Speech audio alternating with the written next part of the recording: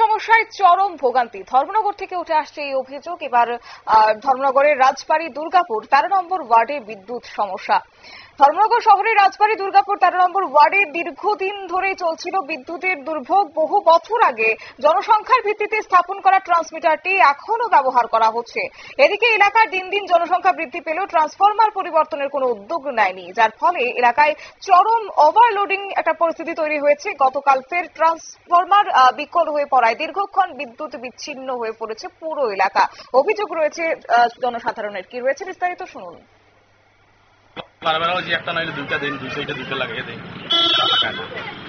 আজকে আমার পরে এলাকা তো 2-3 দিন হয়ে গেছে আজকে কারেন্ট এটা হয়েছে যে লাগাইয়া দেওয়া লাগে। আপনারা কি বিদ্যুৎ দপ্তরে যোগাযোগ করছেন এই সমস্যা নিয়ে? এটা তো এডিএম ম্যাডাম আসেনি কেন, সবসময় তার লগে ফোনে যোগাযোগ কর, তার গেছে এখন নাই, তখন তার পাত্তা না দিতা ওরকম। আরো লগে একজন আইসেন তাই অবশ্য এক্ষেত্রে খবর পেয়ে বিদ্যুৎ দপ্তরের আধিকারিক ও কর্মীরা ঘটনাস্থলে উপস্থিত হলেও সমস্যার সেক্ষেত্রে সুরাহা হয়নি।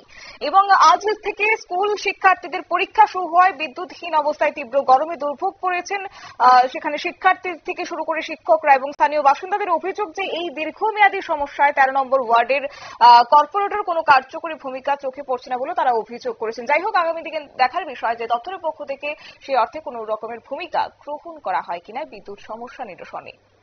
নিয়ে নিচ্ছি ছোট্ট একটি বিজ্ঞাপন বিরতির সঙ্গে থাকুন।